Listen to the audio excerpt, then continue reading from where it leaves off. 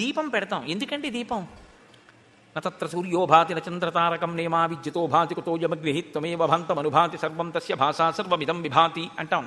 కానీ అది అలా విడిచిపెట్టండి. ఆ దీపాన్ని పరబ్రహ్మంగా ఎక్కడా వెలుతురు లేని చోట అది వెలుతురై భాషిస్తోంది, వెలుతురులకు వెలుతురు అని ఆ మాట అండం వేరే విషయం. గజేంద్ర మోక్షంలో పోతన గారు అన్నట్టుగా లోకంబులు లోకేశులు లోకస్తులు తెగిన తుది అలోకంబగు పింజీకటి కావల ఎవ్వండే కకృతి వెలుగు అతని నేసేవింతున్నంటారు. అది అసలు దీపం. ఆ దీపం మాట అలా ఉంచండి. ఏ వెలుతురు లేదని దీపం పెట్టారు మీరు ఇప్పుడు? 10 గంటలకి సత్యనారాయణ వ్రతం చేస్తే దీపం ఎందుకండి? అది కాదు. దీపం పెట్టడంలో అంతరార్థం ఏమిటో తెలుసా అండి? ప్రతిరోజు ఉదయం దీపం ఎందుకు పెడతామంటే ఈశ్వరుడు ఈ కన్ను ఇచ్చాడు, ఈ కంటికి చూడగలిగినటువంటి శక్తి ఇచ్చాడు. ఈశ్వరుడు ఈ కంటికి చూడగలిగిన శక్తిని, నాలుకకి రుచి చెప్పగలిగిన శక్తిని, చెవికి వినగలిగిన శక్తిని, చర్మానికి ముట్టుకుంటే తెలిసేటటువంటి శక్తిని, ఈ 4టితో పాటుగా ముక్కుకి వాసన చూసేటటువంటి శక్తిని. చాలా జాగ్రత్తగా వినండి ఈ మాట నేను చెప్పింది. మీరు శబ్ద స్పర్శ రస రూప గంధములు అంటారు 5 తన్మాత్రలు. ఈ 5ంటినీ తీసేసి మిగిలిన ఉంచేశాడు అనుకోండి, శరీరాలను ఉంచేశాడు. ఒకసారి ఊహ చేయండి. ఇవే లేవు అంతే.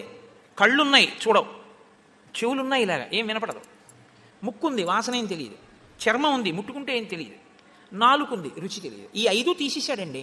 4 ఉంచాడు, చెవి ఉంచాడు, ముక్కు ఉంచాడు, నోరు ఉంచాడు, అన్నీ ఉంచాడు. ఇప్పుడు మీకు లోకంలో జలపాతాలతోటి, పెద్ద పెద్ద పర్వత శిఖరాలతోటి, సూర్యబింబం ఉదయించడంతో, చంద్రబింబం ప్రకాశించడంతో, ఈశ్వరమూర్తిని చూడడంతో, లోకంలో ప్రకృతిలో ఉన్నటువంటి అందాలతో మీకేమైనా అనుబంధం ఉందా? మీరు అనుభవించేది ఏమైనా ఉందా? ఏం లేదు. మీరు చూసేది ఏం లేదు.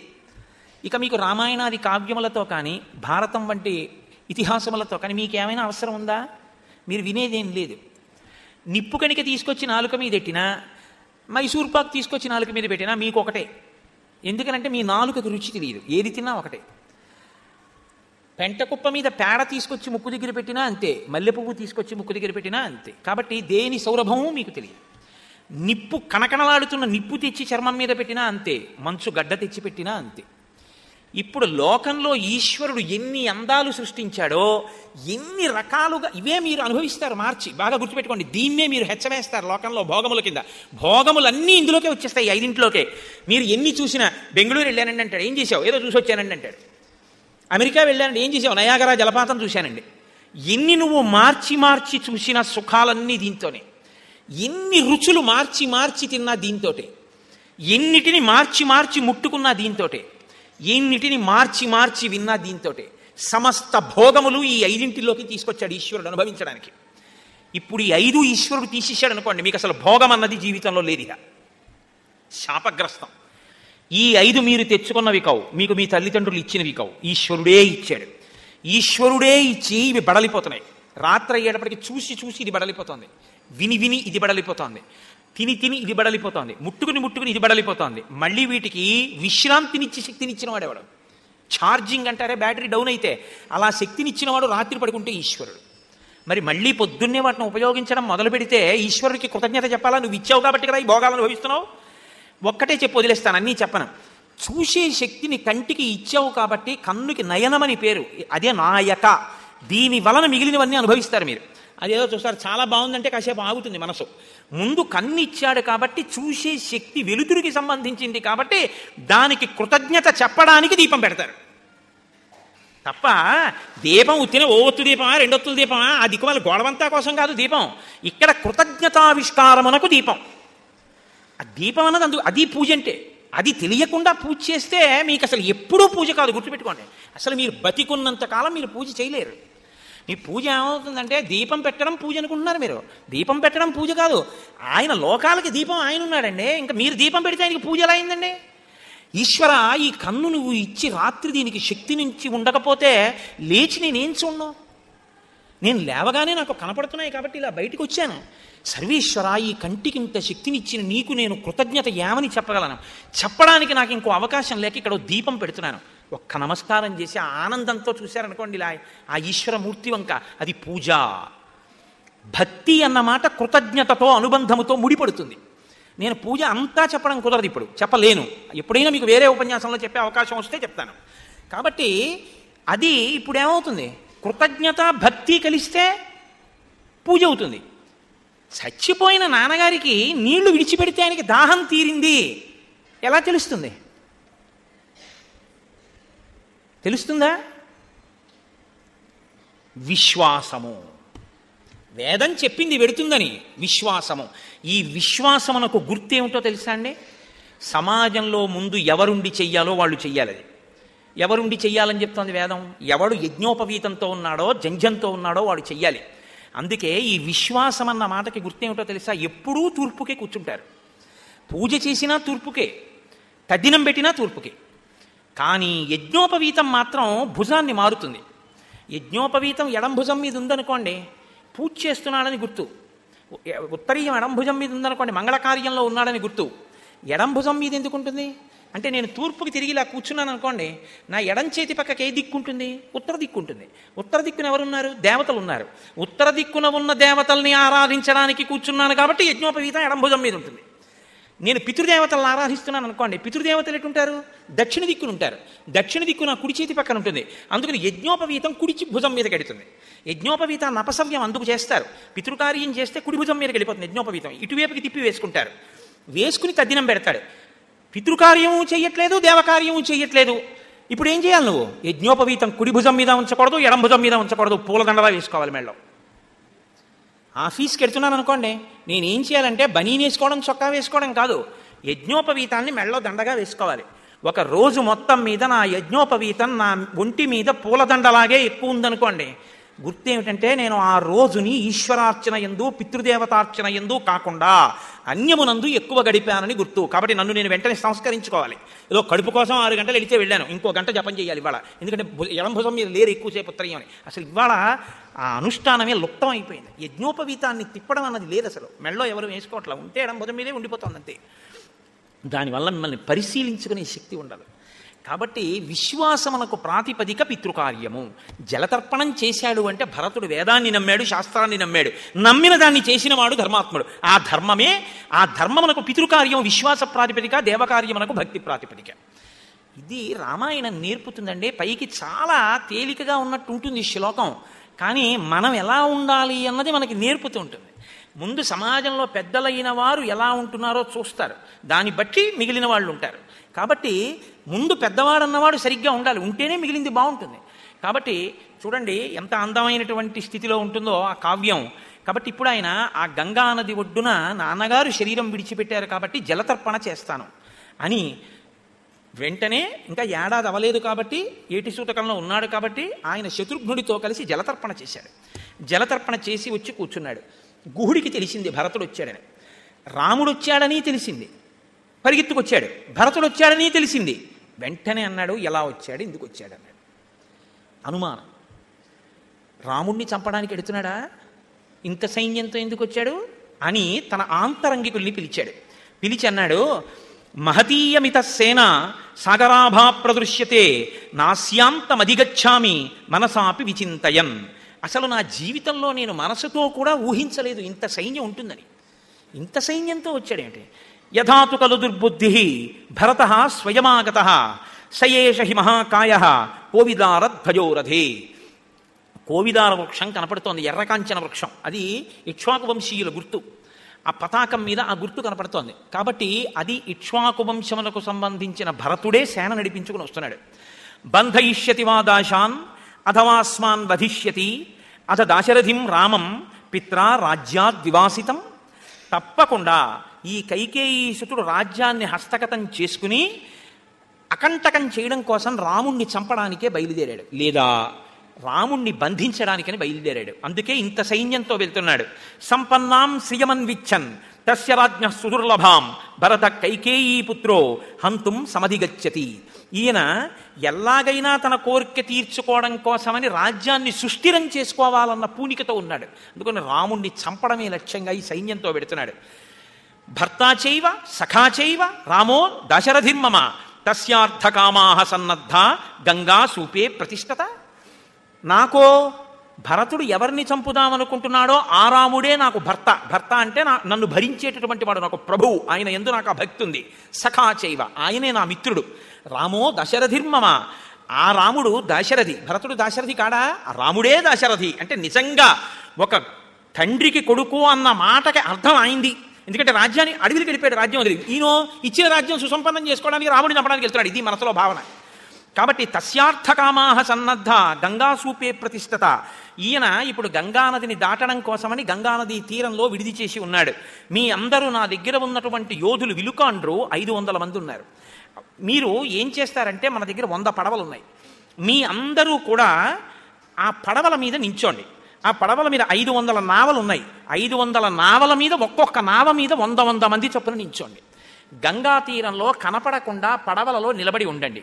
నిజంగా కాని ఒకవేళ రాముణ్ణి చంపడానికే భరతుడు బయలుదేరుతుంటే నేను మీకు సంకేతం ఇస్తాను. వీళ్ళు గంగ దాటి వెళ్ళడానికి వీల్లేదు. మనం వీళ్ళని ముంచేయడమో, మనం యుద్ధం చేయడమో, చంపేయడమో ఏదో ఒకటి చెయ్యాలి. అంటే రాముడి మీద భక్తి అటువంటిది. నేను అసలు ఆయన ఉద్దేశ్యం ఏమిటో కనుక్కొస్తాను. కాబట్టి ఈలోగా మీరు మాత్రం సన్నద్ధంగా మాటు వేసి ఉండండి అన్నాడు. అంటే తనకి తెలియకుండానే శత్రు సైన్యం చుట్టుముట్టింది భరతుణ్ణి. అంటే తనని శత్రువుగా భావించిన వాడు చుట్టుముట్టాడు. ఇప్పుడు ఏమీ తెలియని వాళ్ళ కండ చక్కెర, పళ్ళరసాలు, మధువు, పట్టుబట్టలు ఇవన్నీ పట్టుకుని భరతుడి దగ్గరికి వెళ్ళాడు. సుమంత్రుడు భరతుడి దగ్గరికి ప్రవేశపెట్టాలంటే ముందు చూస్తారు కదండి. సుమంత్రుడు భరతుడి దగ్గరికి వెళ్ళన్నాడు. ఈ గుహుడు రాముడికి గొప్ప స్నేహితుడు. ఈయన రాముడు ఇక్కడ పడుకున్నప్పుడు చాలా ఆతిథ్యం ఇచ్చాడు. ఈయనే గంగ దాటించాడు. పైగా ఈయన బోయవాడు. ఈయన దగ్గర ఉన్న వాళ్ళందరూ బోయవాళ్ళు, అరణ్యంలో తిరగడంలో సిద్ధహస్తులు. కాబట్టి రాముడు ఎక్కడున్నాడో ఈయనకి తెలుస్తుంది. మనం ఇతని సహకారం తీసుకోవడం మంచిది. కాబట్టి భరత నువ్వు ఆయనతో మాట్లాడు అన్నాడు. అంటే ఆ గుహుణ్ణి లోపలికి ప్రవేశపెట్టారు. వచ్చాడు, గుహుడు కూర్చున్నాడు. మీరు వస్తున్నాను అని నాకు ముందు కబురు చేస్తే మీ సైన్యానికి అంతటికీ ఆతిథ్యం ఏర్పాటు చేసి ఉండేవాడిని. మీరు అకస్మాత్తుగా వచ్చారు. నేను చెయ్యగలిగింది మాత్రమే నేను చెయ్యగలుగుతున్నాను. కాబట్టి మీరు దేని కొరకు వచ్చారో నాకు చెప్పవలసింది, నేను చెయ్యగలిగిన ఉపకారం చేస్తాను అంటే ఆ భరతుడు అన్నాడు, కతరేణ గమిష్యామి భరద్వాజాశ్రమం గుహ గహనోయం భృశం దేవో గంగాసూపో దురత్యయ. ఏమీ లేదు నాయన, మేము ఈ గంగానదిని దాటి భరద్వాజుని యొక్క ఆశ్రమాన్ని చేరుకోవాలి. కాబట్టి మమ్మల్ని నువ్వు జాగ్రత్తగా గంగ దాటించు అంటే గుహుడన్నాడు, తస్య తద్వచనం శ్రుత్వా రాజపుత్రస్య ధీమతః అబ్రవీత్ ప్రాంజలిర్వాక్యం గుహో గహనగోచర. అరణ్యాల్లో తిరగడానికి అలవాటు పడినటువంటి గుహుడు నమస్కారం చేసి అన్నాడు, నేను ఇలా అడుగుతున్నానని ఏమనుకోవద్దు. నాకు మనసులో ఒకటి పెట్టుకుని పైకి ఒకటి మాట్లాడడం మాకు అలవాట్లేదు. మేము ఉన్నది ఉన్నట్లు మాట్లాడేస్తాం. అంటే ఎవరిని? భరతుడు లోపల ఒకటి పెట్టుకుని పైకి ఒకలా వచ్చాడేమోనని. అందుకని నేను అడిగిన దానికి మీరు జవాబు చెప్పండి. దశాస్త్వాను గమిష్యంతి ధన్విత సుసమాహితా అహం చాను గమిష్యామి రాజపుత్ర మహాయశ. నిన్ను ఈ పల్లెటూరులో ఉండేటటువంటి బోయవాళ్ళందరూ కూడా అనుసరిస్తారు, నీకు మార్గం చూపిస్తారు. కానీ నాకు ఒక అనుమానం పీడిస్తోంది. అందుకని నేను నీకు సహాయం చేయడంలో కొంచెం వెనుకంజ వేస్తున్నాను. కచ్చిన్న దుష్టో వ్రజసి రామస్యాక్లిష్టకర్మణ ఇయంతే మహతీ సేన శంకాం జనయతీవమే. రాముణ్ణి చూడ్డానికి నువ్వు నిజంగా గంగాన్ని దాటి వెడుతున్నది నిజమైతే ఇంత సైన్యం ఎందుకు వెనకాతల? ఇంత సైన్యం అక్కర్లేదుగా.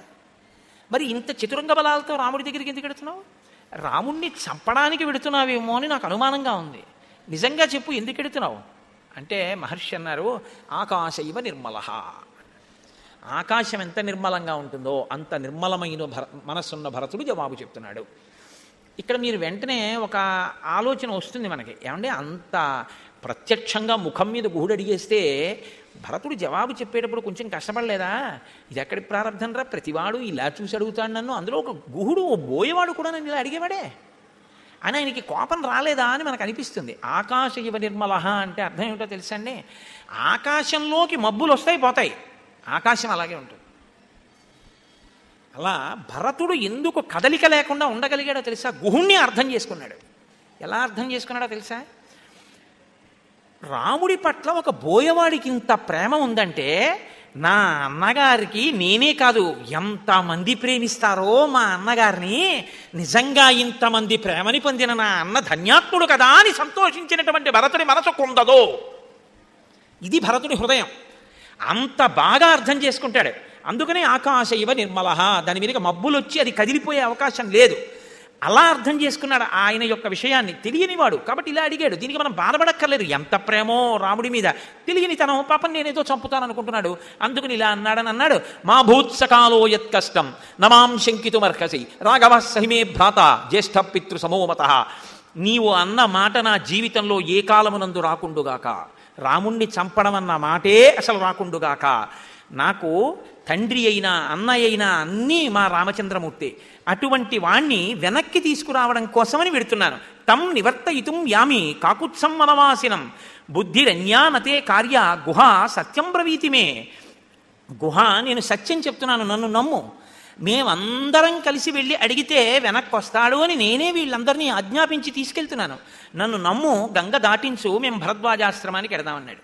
అంటే గుహుడు అన్నాడు, ధన్యస్త్వం నత్వయాతుల్యం పశ్యామి జగతీతలే అయత్నాదాగతం రాజ్యం యస్త్వం త్యక్తు మిహేచ్ఛసి. ప్రయత్నం చెయ్యకుండా వచ్చినటువంటి ఇంత పెద్ద రాజ్యాన్ని అన్నగారి మీద భక్తితో విడిచిపెట్టినటువంటి ధర్మాత్ముని నిన్నే చూస్తున్నాను భరత. నీ వంటి మహాత్ముడు ఉండడు. అరమరిక లేకపోవడం అంటే అనుమానం ఎలా వస్తుందో అభినందన అలాగే వస్తుంది. కాబట్టి వెంటనే గుహుడు అభినందించాడు. నిద్ర పట్టక భరతుడు ఆ రాముడు పాపం ఎంత కష్టపడుతున్నాడో, మా అమ్మ సీతమ్మ ఎంత కష్టపడుతోందో, లక్ష్మణుడు ఎంత కష్టపడుతున్నాడో అంటున్నట్ట. పైకి ఎలా ఉన్నాడు? చక్కగా ఆభరణములు ధరించాడు, పట్టుపుట్టం కట్టుకున్నాడు, చక్కగా కూర్చున్నాడు, అందరూ తన మాట వింటున్నారు. లోపల మాత్రం ఎలా ఉన్నాడు? మహర్షి అంటారు, అంతర్దాహేన దహన సంతాపయతి రాఘవం వనదాహాభిసంతప్తం గూఢోగ్నిరివ పాదపం. అరణ్యంలో దావాగ్ని అంటుకుంది, ఒక చెట్టు కాలిపోయింది, కానీ చెట్టు ఇంకా అలా నిలబడింది. అది కింద పడిపోలేదు, పూర్తిగా కాలిపోలేదు. ఆ మంటల వేడి తాపమునకు దాని ఆకులన్నీ కాలిపోయి కొమ్మలతో మాత్రం అలా ఉండిపోయింది. ఇప్పుడు ఆ చెట్టును చూస్తే ఏమనిపిస్తుంది అంటే మనకి, ఈ చెట్టు పూర్తిగా కాలిపోలేదు, ఈ చెట్టు బతికే ఉందంటాం. కానీ ఏమైందంటే ఆ చెట్టుకు ఒక తొర్ర ఉంది. ఈ మంట, ఆ దావాగ్ని మండుతున్నప్పుడు ఒక పెద్ద నిప్పు కణం ఒకటి వెళ్ళి ఆ తొర్రలో పడింది. అది లోపల ఉన్నటువంటి ఎండిపోయిన చితుకులతో రగులుకుంటోంది. రగులుకునేది మంట అవుతోంది లోపల.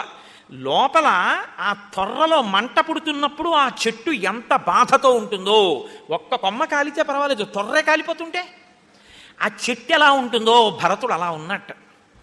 అందుకని లోపల బాధ, ఎన్ని కష్టాలు పడుతున్నాడు, ఎంత అపనింద పడిపోయాను, నేను అడగనిది ఎందుకు కోరింది మా అమ్మ. అందుకని నిద్ర పట్టక ఏడుస్తున్నట్టు. ఏడుస్తూ ఆ గుహుణ్ణి పిలిచి, ఇక్కడికి వచ్చాడు కదా రామచంద్రమూర్తి, లక్ష్మణుడు వచ్చాడు కదా, మా అమ్మ సీతమ్మ వచ్చింది కదా, వాళ్ళు ఎలా ఉన్నారో చెప్తావా అన్నట్ట. ఉపశాంతి రాముడి గురించి వింటే. మహర్షి అంటారు, అచచక్షేద సద్భావం లక్ష్మణస్య మహాత్మన భరతాయ అప్రమేయాయ గుహో గహనగోచర. అరణ్యములలో తిరిగేటటువంటి గుహుడు లక్ష్మణుడి గురించి రాముడికి చెప్తున్నాడు. రాముడికి పుట్టినవాడు లక్ష్మణుడు, లక్ష్మణుడు భరతుడికి తోడబుట్టినవాడు. తోడబుట్టిన భరతుడి గురించి, తోడబుట్టిన లక్ష్మణుడి గురించి భరతుడికి ఎక్కువ తెలుస్తుందా, గుహుడికి ఎక్కువ తెలుస్తుందా? కానీ గుహుడు రామకథ చెప్తుంటే, లక్ష్మణుడి గురించి చెప్తుంటే, సీతమ్మ గురించి చెప్తుంటే ఎంతో ఉపశాంతితో వింటున్నాడు. ఎందుకు వింటున్నాడు అంటే, రామకథ ఎటువంటి తాపాన్ని తీర్చగలదు. ఆ రామ సంకీర్తనకి, రామనామానికి, రామకథకి ఉన్న శక్తి అటువంటిది. అది తెలుసున్నవాడు చెప్పాడా, తెలియనివాడు చెప్పాడా కాదు, అసలు చెప్తే చాలు. మీరు నాలుక పిడతిరిగిపోతోందండి, పిచ్చి దాహం వేస్తోంది. ఆ దాహంలో మీరు వెళ్ళిపోతుంటే మీ ఎదురుగుండానే చాలా పరుషమైనటువంటి వృత్తి చేత జీవనం చేసేటటువంటి ఒక వ్యక్తి, అరే దాహంతో ఉన్నారా అని తన దగ్గర ఉన్న కుండ తిప్పి నీళ్లు పోశాడు. ఇప్పుడు మీరు ఆ కుండలో నీళ్లు తాగుతున్నారు. మీకు ఆ వ్యక్తి యోగ్యతలు కావాలా, నీళ్లు కావాలా? రామకథ అంతే. దాహం మీకుంటే నీళ్ళు ఎలా కావాలో, ఆకలి మీకుంటే అన్నం ఎలా కావాలో, ప్రాణం కావాలనుకుంటే ఊపిరి ఎలా కావాలో, బతుకు బాగుండాలనుకున్న వాడికి రామకథ కావాలి, రామనామం కావాలి. ఎవడు చెప్పాడన్నది అక్కర్లేదు. కాబట్టి అచచక్షేద సద్భావం లక్ష్మణస్య మహాత్మన భరతాయ అప్రమేయాయ గుహో గహనగోచర. ఆ గుహుడు చెప్తుంటే వింటున్నట్ట. ఆయన చెప్తున్నాడు, ఏమి చెప్పనయ్యా, రామచంద్రమూర్తి ఇక్కడికి వచ్చి కూర్చున్నారు ఇంగుదీ వృక్షం కింద, ఎన్నో పదార్థాలు ఉన్నాయి, రామా తినండి అన్నాను. నాయన మేము క్షత్రియులం, మహారాజులం, ఒకరికి పెట్టాలి తప్ప ఇలా ఒకరి దగ్గర తినేసి వాళ్ళని ఇబ్బంది పెట్టకూడదు, నాకు దోచెడు నీళ్లు చాలు. మా నాన్నగారి గుర్రాలకి గడ్డి పెట్టవయ్యా అన్నాడు. ఇక్కడే పడుకున్నాడు. తల్పం ఇస్తానంటే వద్దన్నాడు. నేను తృణములు అంటే గడ్డి తీసుకొచ్చి వేసి దాని మీద ఆకులు వేశాను. ఆకులు వేస్తే ఆ శయనం మీద రాముడు పడుకున్నాడు. పక్కన మా తల్లి సీతమ్మ పడుకుంది. నేను లక్ష్మణుడి దగ్గరికి వెళ్ళి అన్నాను, లక్ష్మణ నువ్వు పడుకో, పక్క వేస్తానన్నాను. అంటే ఆయన అన్నాడు, ఏమయ్యా లేకలేక పుట్టినటువంటి రామచంద్రమూర్తి ఇలా సీతమ్మతో కలిసి పడుకుంటే నా జీవితంలో నిద్రపడుతుందా, నాకు సుఖం కలుగుతుందా అన్నాడయ్యా. అంటే ఒక తమ్ముడు అటువంటి వాడు, నువ్వు ఇంకా మనసులో ఏమైనా ఉందేమో అని అనుమానం భరతుడికి, ఆ గుహుడికి. అందుకని అటువంటి తమ్ముడయ్యా మహానుభావుడు నా దగ్గర ఏమీ పుచ్చుకోలేదు. వెళ్ళిపోతూ పడవ ఎక్కి గంగ దాటి తండ్రిని సత్యమునందు నిలబెట్టడం కోసం అరణ్యానికి వెళ్ళిపోయాడయా మహాతేజోమూర్తి రామచంద్రమూర్తి, అంతటి ధర్మతత్పరుడయా. అంటే భరతుడు అన్నాడు, ఏది మా అన్నయ్య వదిన పడుకున్న పక్క అన్నాడు. ఇది ఎవరు వెయ్యగలిగిన ప్రశ్నో తెలుసా అండి? మా ఇంట్లోనండి మీరు కొంతమంది యొక్క మనస్సు ఎలా ఉంటుందో చూడండి. ఏదో ఒంట్లో బాగోలేదు అనుకోండి, ఏమంటే శృంగేరి పీఠంలో శారదాదేవికి అర్చన చేసిన కుంకం తీసుకొచ్చాం, మీరు పెట్టుకోండి అన్నాం అనుకోండి, వాళ్ళు వెంటనే అమ్మ నిజంగా ఇవాళ అమ్మవారి అనుగ్రహం అండి, నాకేం అవదో పర్వాలేదు, నాకు ధైర్యం వచ్చేసిందని చెప్పి ఆ బొట్టు తీసి కళ్ళకు అద్దుకుని పెట్టుకుంటాడు. బొట్టుగా రక్షిస్తుందా? బొట్టు శారదాదేవి పాదములకు అర్చన చేయబడిన ప్రసాదం మీ లలాటమును అలంకరిస్తోందన్న మీ బుద్ధి మిమ్మల్ని రక్షిస్తుందా? మీ బుద్ధి మిమ్మల్ని రక్షిస్తుంది. కుంకం రక్షించదు, మీ బుద్ధి మిమ్మల్ని రక్షిస్తుంది. ఆ ప్రసాదమన్న బుద్ధి మిమ్మల్ని రక్షిస్తుంది. రాముడు పడుకున్న పక్క చూస్తే భరతుడికి ఏం వస్తుందండి? అంటే మహానుభావుడు నేల మీద పడుకున్నాడా, దాన్ని చూసినా రాముణ్ణి చూసినంత తృప్తి, అంత ఆనందం. వెంకటేశ్వర స్వామి వారివి తిరుమల నుంచి ఉత్సవమూర్తులు మా ఊరు వచ్చాయంటారు. ఏదో ఇక్కడ కళ్యాణం చేస్తున్నారు, వెంకటాచలం నుంచి ఉత్సవమూర్తుల్ని తీసుకొచ్చంటే మొత్తం ఊళ్ళో ఉన్న లక్షలాది మంది వెళ్ళిపోయి ఆ గ్రౌండ్లో కూర్చుంటారు. ఏం ఊళ్ళో వెంకటేశ్వర స్వామి గుళ్ళు లేవా, వెంకటేశ్వర స్వామి ఉత్సవమూర్తులు లేవా, మీరు ఇప్పుడు కళ్యాణం చూడలేదా? అంటే తిరుమల వెంకటేశ్వరుడు నడిచి మా ఊరు వచ్చాడా అలా అంటాయండి? ఆ ఉత్సవమూర్తులు అంటాయండి, ఆ మూర్తులు కావు, స్వామి వచ్చారు మా ఊరు, ఇక్కడ కళ్యాణం చేసుకుని మమ్మల్ని అందరినీ చూసేట్టు అనుగ్రహించడానికి. ఈ పూనికతో కదా మీ అందరు వీళ్ళు గ్రౌండ్లో కూర్చుంటున్నారా? అలా ఆ పడక చూడడంలో కూడా అబ్బా మా అన్నయ్య పడుకున్న పడక, మా వదినమ్మ పడుకున్న పడక పరిగెత్తాడు భరతుడు. తప్ప అది చూస్తే ఏమొస్తుందండి అనకూడదు. వెళ్ళి చూసి అన్నాడు, నూనం దైవతం కించిత్ కాలేన బలవత్తరం ఎత్ర దశరథి రామో భూమావేవ శయీత సహా. ఇక్కడ మా అన్నయ్య పడుకోవడం, రాజాధిరాజు మహానుభావుడు మెత్తటి ఆస్తరణం మీద పడుకోవలసిన వాడు, అటువంటి వాడు ఇటువంటి తృణముల మీద ఆకుల మీద పడుకున్నాడంటే కాలము ఎంత గొప్పదో, కాలము ఎవరినైనా ఎలా వశం చేసుకుందో అర్థమవుతోంది. విదేహరాజస్య సుత సీతా చ ప్రియదర్శన దయితా సీతా భూమౌ స్నుషా దశరథస్య చ. దశరథ మహారాజు గారి పెద్ద కోడలు, జనక మహారాజు గారి కూతురు, రామచంద్రమూర్తి పత్ని, అటువంటి మా వదిన లోకమాత మా తల్లి సీతమ్మ ఇక్కడ పడుకుందా? ఇయం శయ్యా మమ భ్రాతు ఇదం హి పరివర్తితం స్థండిలే కఠినే సర్వం గాత్రై విమృదితం తృణం. ఇదిగో మా అన్నయ్య ఇటు పక్కకి వంగి పడుకోవడం వల్ల అటువైపు ఉన్నటువంటి పరకలు ఆకులు బాగా ఒత్తుకున్నాయి. మా అన్నయ్య వీటి మీద ఇలా ఒత్తుకు పడుకున్నాడు. ఎంత నొక్కుకుందో మా అన్నయ్య శరీరం, ఎంత బాధో ఎంత ప్రీతో అన్నయ్య అంటే. ఈ చూసే దృష్టి కోణంలో ఉంది. అందరూ వెంకటాచలం వెళ్ళి 2 నిమిషాల్లో నిమిషంలో దోశారు 10 సెకండ్లలో తోసేశారంటే ఒక ఆయన వచ్చి అన్నాడు, ఏమండి ఎప్పుడో రాత్రి 2 గంటలకు లేచినవాడు రాత్రి 11 అవుతోంది అలాగే నించున్నాడు, నా స్వామికి కాళ్ళెంత నొప్పెడుతున్నాయో ఒక్కసారి పట్టనిస్తే బాగుండండి అన్నాడు. అది అన్నవాడు భక్తుడు, తోసేశాడు అన్నవాడు భక్తుడు ఏమిటి నా బుర్ర? నీ దృష్టికోణంలో ఉంటుంది భక్తి అన్నది. కాబట్టి ఇక్కడ మా అన్నయ్య పడుకున్నాడు. మన్యేసాభరణా సుప్తా సీతాస్మిన్ శయనోత్తమే తత్ర హి దృశ్యంతే సక్తాహ కనకబిందవ. ఇదిగో మా తల్లి వదినమ్మ ఇక్కడ పడుకుంది. మా వదినమ్మ బంగారు ఆభరణములు పెట్టుకుని పడుకున్నటువంటి కారణం చేత ఇవి కఠినంగా ఉండడం వల్ల ఆ ఆభరణములు ఒత్తుకుని అందులో ఉన్న బంగారు తునకలు కింద పడి ఈ గడ్డి పరకల్ని పట్టుకున్నాయి, తృణాల్ని. ఇదిగో మెరుస్తున్నాయి. ఉత్తరీయమిహాసక్తం సువ్యక్తం సీతయా తదాహ్యేతే ప్రకాశంతే సక్తాహ కౌశేయతం తవః. ఇక్కడ మా వదిన కట్టుకున్నటువంటి పట్టుబట్ట యొక్క దారములు ఈ గడ్డికి ఇక్కడ ఉన్నటువంటి ఈ పుల్ల ముక్కలకి చుట్టుకున్నాయి. అంటే మా వదిన ఇలాంటి గడ్డి మీద ఆకుల మీద పుల్లల మీద పడుకుని నిద్రపోయిందనమాట. మన్యే భర్తు సుఖాశయ్య ఏన బాల తపస్విని సుకుమారి సతీ దుఃఖం న విజానాతి మైథిలి. అవునవునులే, మా వదిన ఎందుకు పడుకోదు? మా వదినకి పరుపులు అక్కర్లేదు. మా వదినకి హంసతూలిక తల్పాలక్కర్లేదు, మా వదినకి మా అన్నయ్య పక్కన ఉంటే చాలు. అంత గొప్ప తల్లి, తపస్విని మా వదిన. మా వదిన అంతటి మహాపతివ్రత. అందుకే ఇటువంటి కఠినమైన దాని మీద కూడా మా వదిన పడుకోగలిగింది. అటువంటి తల్లిని పడుకోబెట్టిన పాపం నాది, నన్ను కన్న నా తల్లిది, మేమిద్దరం చేసినటువంటి దుష్కృత్యం ఇది అని గుండెలు బాదుకుని ఏడ్చి మూర్ఛపోయాట మహానుభావుడు. పోతే ఆయనని కౌసల్యాదులు లేచొచ్చి, అయ్యయ్యో నాయన నువ్వు ఏమిటి ఇలా పడిపోయావు, అనారోగ్యం రాలేదు కదా అని వాళ్ళు భీతిల్లారు. లోపలికి తీసుకెళ్లారు, కూర్చోబెట్టారు. ఆయన అంటాడు, ఇవాళ అమ్మ రాముడంటే ఏమిటో తెలుసా? మా అమ్మకి అర్థం కాలేదు కానీ రాముడంటే ఏమిటో చెప్తాను చూడమ్మా. నచ ప్రార్థయతే కశ్చిత్ మనసాపి వసుంధరాం వనేపి వనతస్తస్య బాహువీర్యాభిరక్షితాం శూన్య సంవరణారక్షం అయంత్రిత హయాద్విపాం అపావృత పురద్వారాం రాజధానీమరక్షితాం అప్రహృష్ట బలాం న్యూనాం విషమస్తామ నవృతాం శత్రవో నాభిమన్యంతే భక్షాన్ విషకృతానివ అద్య ప్రభృతి భూమౌతు శయిష్యేహం తృణేషు వా ఫలమూలాశనో నిత్యం జటాచీరాణి ధారయన్ అంటూ తస్యార్థముత్తరం కాలం నివత్సామి సుఖం వని. అమ్మా రాముడంటే ఏమిటో చెప్తాను చూడమ్మా. శత్రువులు ఎప్పుడు అదును కోసం చూస్తుంటారు. రాముడు అరణ్యానికి వెళ్ళిపోయాడు, లక్ష్మణుడు రాముడితో వెళ్ళిపోయాడు. నేను శత్రుఘ్నుడు 7 రోజులు ప్రయాణం చేస్తే తప్ప రాలేనటువంటి రీతిలో గిరివ్రజపురంలో ఉండిపోయాం. దశరథుడు మరణించాడు. ఒక్క శత్రువు అయోధ్య మీదకి యుద్ధానికి రాలేదు. ఎందుకో తెలుసా అమ్మా? ఎక్కడ అడవిలో ఉన్నా నా అన్న బాహుబలం రక్షిస్తుంది, ఎక్కడెక్కడున్నా సరే. ఇది చాలా పెద్ద మాట, మీరు బాగా గుర్తుపెట్టుకోండి జీవితంలో. నేను ఒకనకొకప్పుడు వ్యక్తిగతంగా నా జీవితంలో నేను ఒక ఆపద వచ్చి అన్నవరం పాదయాత్ర చేశాను. ఈశ్వరుడి చేత రక్షింపబడి ఆపద నుంచి గట్టెక్కి పాదయాత్ర చేశాను. చాలా కష్టపడి పాదయాత్ర చేసి వెళ్ళడం కదా, కాళ్ళు నిప్పెడతాయి. 45 కిలోమీటర్ల 50 కిలోమీటర్ల పైచిలుకు ఒక్క రోజులో నడిచి తెల్లవారకట్ట మొదలెట్టి రాత్రికి కొండ మీదకి వెళ్ళి స్వామి దర్శనం చేసుకుని ఇంకా కాళ్ళు సహకరించక అక్కడ కూర్చుంటే ఎవరో ఒక ఆయన వచ్చాడు. ఏమయ్యా అలా కూర్చున్నావు అన్నాడు. ఏమీ లేదండి, ఏమో పాదయాత్ర చేసి వచ్చాను, కాళ్ళు సహకరించట్లేదు, లేవలేకపోతున్నానండి, అందుకు కూర్చున్నానండి అన్నాను. ఆయన అన్నాడు, బాగా బడలిపోయావేమో, కాఫీ తెస్తానండి అన్నాడు. నేను వద్దులేండి అంటున్నాను, లేవడానికి ఓపిక లేదు. ఆయన గబగబా వెళ్ళో కాఫీ తెచ్చాడు. నేను ఆ కాఫీ తాగాను. ఎంగిలి కప్పు తన చేత్తో తీసుకున్నాడు. తీసుకుని దూరంగా వెళ్ళో డబ్బాలో పడేసి ప్రసాదం పొట్లాలు పట్టుకొచ్చి నాకు ఇచ్చాడు. నేను అన్నాను, అయ్యో నేను ఇంకా వెళ్ళి కొనుక్కుందాం అనుకుంటున్నానండి, ఉండండి డబ్బులు ఇస్తానన్నాడు. ఆయన అన్నాడు, నాకు అక్కర్లేదు, నీకు ఓ మాట చెప్పనా, నీకు ఆపద వచ్చింది అన్నవరంలో కాదు, నీకు ఆపద ఎక్కడో వచ్చింది.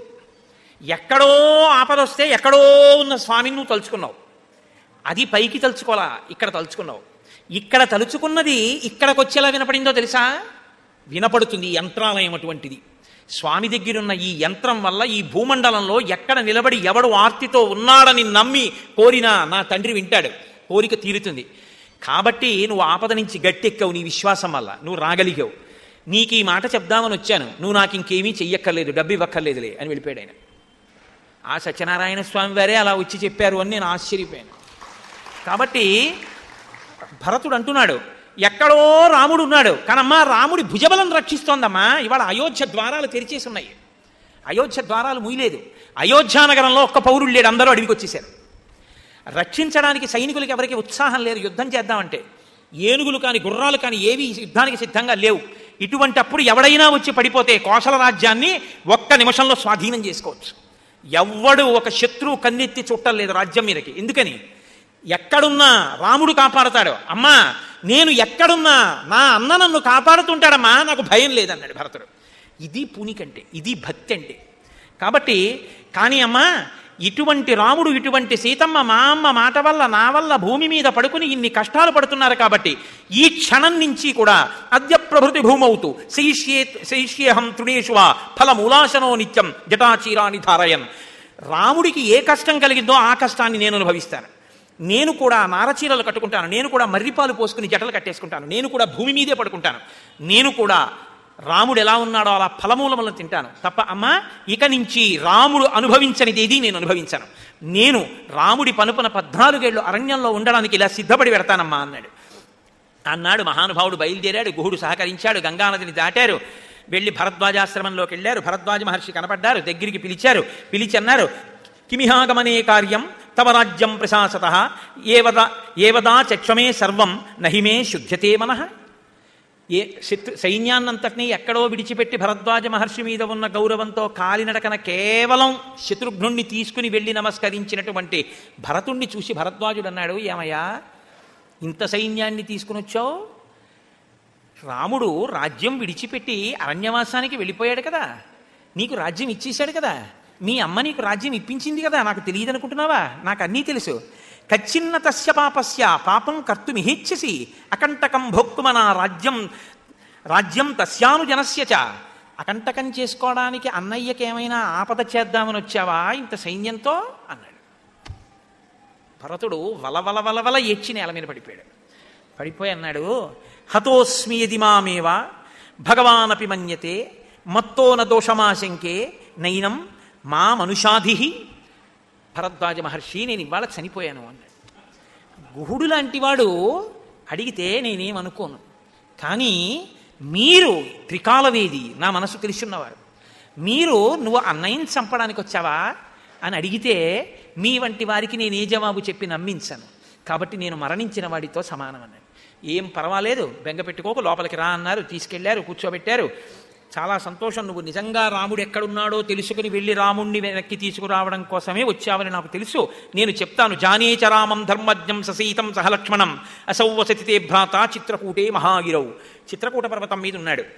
అక్కడికి వెళ్ళి రామలక్ష్మణుల్ని తీసుకువెళ్దామని నీ సంకల్పం కాబట్టి వెడుదుగాని, కానీ ఇవాళ నేను ఆతిథ్యం ఇస్తాను, నీ సైన్యానికి అంతటికీ కూడా వచ్చి నువ్వు ఆతిథ్యం స్వీకరించు అన్నాడు. మీరు నాకు అర్ఘ్యం ఇచ్చారు, పాద్యం ఇచ్చారు, కందమూలాలు ఇచ్చారు, రాముడు ఎక్కడున్నాడో చెప్పారు, చాలు, ఇంకా అంతకన్నా నాకు ఇంకేం అక్కర్లేదు, నేను బయలుదేరుతాను అన్నాడు. అలా కాదు, నువ్వు నా దగ్గర తీసుకోవలసిందే, నీ సైన్యానికి అంతటికీ కూడా ఆతిథ్యం ఇస్తానన్నాడు. ఇలా వశిష్ఠ విశ్వామిత్రులు గుర్తొస్తారు మనకి. ఇన్ని లక్షల సైన్యాన్ని ఆశ్రమం లోపలికి తెప్పించాడు. కాదు కాదు, నీ గుర్రాలు, ఏనుగులు, ఒంటెలు అన్నీ కూడా తీసుకురా అన్నారు. అన్నీ తీసుకొచ్చారు. ఆయన మహానుభావుడు ఒక్కసారి ఆ లోపలికి వెళ్ళాడు. ఆయన అగ్నిహోత్రం చేసేటటువంటి శాలలోకి ప్రవేశించి, అగ్నిశాలాం ప్రవిశ్యాధ పీత్వాపహ పరిమృజ్యచ అతిథ్యస్య క్రియాహేతో విశ్వకర్మాణమాహ్వయత్. ఆచమనం చేసి ఆ నీళ్లు కళ్ళు అవి తుడుచుకుని ఒక్కసారి విశ్వకర్మను ఆహ్వానం చేశాడు. ఎందరో వచ్చారు మన ఆతిథ్యానికి, వాళ్ళందరికీ కూడా అతిథి భవనాలు సృష్టించు అన్నాడు. ఆహ్వయే లోకపాలాం స్త్రీన్ దేవాన్ శక్రముఖాంస్తథా ఆతిథ్యం కర్తుమిచ్చామి తత్ర మే సంవిధీయతాం. ఇంద్రుడితో సహా లోకపాలకుల్ని పిలిచి ముగ్గురిని, నేను వీళ్ళకి ఆతిథ్యం ఇద్దాం అనుకుంటున్నాను, మీ అందరూ కూడా ఏర్పాట్లు చెయ్యండి అన్నాడు. ఘృతాచీమద విశ్వాచీం మిత్రకేశీమలంబుసాం నాగదంతాంచ హేమాంచ హిమామద్రి కృతస్థలాం. అప్సరసలందరినీ పిలిచాడు. ఘృతాసి, విశ్వాచి, మిశ్రకేశి, అలంబుస, నాగదంత, హేమ, వీళ్ళందరినీ పిలిచి, మీ అందరూ కూడా స్వర్గలోకంలో ఉండేటటువంటి అప్సరోగణముల అందరితో కలిసి వచ్చి ఇక్కడ మీరు నాట్యం చేయండి అన్నాడు. ఇహమే భగవాన్ సోమో విధాత్తమన్నముత్తమం భక్ష్యం భోజ్యంచ చోష్యంచ లేహ్యంచ వివిధం బహు. ఓ సోముడా, నువ్వు, ఓ చంద్రుడా, నువ్వు ఇక్కడికి వచ్చి భక్ష్య భోజ్య లేహ్య చోష్యములతో అన్నపు రాసుల్ని, తినేవి, తాగేవి, నాకేవి, వీటన్నిటినీ కూడా సృష్టించు అన్నాడు. విచిత్రాని చ మాల్యాని పాదప ప్రచ్యుతాని చ సురాదీని చ పేయాని మాంసాని వివిధాని చ. వివిధ రకాలైనటువంటి మాంసాన్నములను, అనేక రకములైనటువంటి సురలను, చిత్ర విచిత్రములైనటువంటి ఆభరణములను, వాటితో పాటుగా అనేకమైనటువంటి వృక్షములను, పుష్పములను సృష్టించమని అడిగారు. వాయువు మలయం దధ్వరం చైవ తత స్వేదనుదో నిలహ ఉపస్పృశౌ వనౌ యుక్త్యా సుప్రియాత్మ సుఖశివ. ఆ మలయ పర్వతము, దద్ధుర పర్వతము మించి వాయువు సుఖస్పర్శ కలిగేటట్టుగా, చక్క మందంగా చల్లటి గాలి వీచేటట్టుగా వాయువు బయలుదేరి వచ్చాడు. తతోభ్యవర్తంత ఘన దివ్యాహ కుసుమవృష్టయ దివ్య దుందుభి ఘోషశ్చ దిక్షు సర్వాసు శుశ్రువే. ఆ చుట్టుపక్కల ఉండేటటువంటి చెట్లన్నీ కూడా పుష్పవృష్టిని కురిపించాయి, దేవదుందువులన్నీ కూడా మోగే. ఆయన అనేకమైనటువంటి ఫలములు కాసేటటువంటి చెట్లని అన్ని లోకాల నుంచి రమ్మన్నాడు. తస్మిన్ బిల్వాహ కపిద్ధాశ్చ పనసా బీజపూరకాః అమలక్యో బభూవుశ్చ చూతశ్చ ఫలభూషణాః ఉత్తరేభ్య కురుభ్యశ్చ వనం దివ్యోపభోగవత్ అజగామ నదీ దివ్య. ఈ నదులన్నింటినీ కూడా పిలిచాడు. దానితో పాటుగా కురుభూములలో ఉండేటటువంటి చైత్రరథం అనేటటువంటి వనాన్ని పిలిచాడు, కుబేరుని యొక్క వనాన్ని. బిల్వ వృక్షాలు, ఆ తర్వాత కపిద్ధం అంటే వెలగపళ్ళు కాసేటటువంటి చెట్లు, పనస చెట్లు, అనేకమైనటువంటి బీజములతో కూడినటువంటి ఫలములు కలిగినటువంటి విమాదీపల వృక్షములు, ఉసిరిక చెట్లు, ఇలాంటి చెట్లన్నింటినీ కూడా అక్కడికి రమ్మన్నాడు. ఈ చెట్లన్నీ వచ్చేసాయి, చెట్లన్నీ పళ్లతో నిండిపోయాయి. సురతో కూడిన నదులు, పాలతో కూడిన నదులు, పెరుగుతో కూడిన నదులు, నేతితో కూడిన నదులు, గాజులు వేసుకున్న కాంతలు, ఆభరణాలు పెట్టుకున్న కాంతలు, ఎందరో వచ్చేశారు. ఒక్కొక్క భటుణ్ణి 20 మంది కాంతలు తీసుకెళ్లి నదుల ఒడ్డున కూర్చోబెట్టి నలుగు పెట్టి స్నానాలు చేయించారు. ఎవరు విస్తరి దగ్గర కూర్చుంటే వాళ్ళకి ఏవి కావాలో అవన్నీ వచ్చేసాయి. నారదుడు తుంబురుడు వచ్చి గానం చేస్తున్నారు, అప్సరసలు అందరూ వచ్చి నాట్యం చేస్తున్నారు.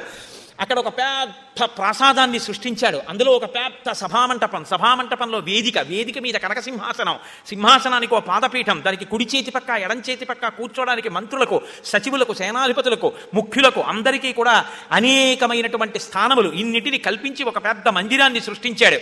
ఇన్నిటిని సృష్టించి భరతాను వెళ్ళి అందులో కూర్చో, అప్సరసలు వచ్చి నాట్యం చేస్తారు అన్నాడు. భరతుడు లోపలికి వెళ్ళాడు.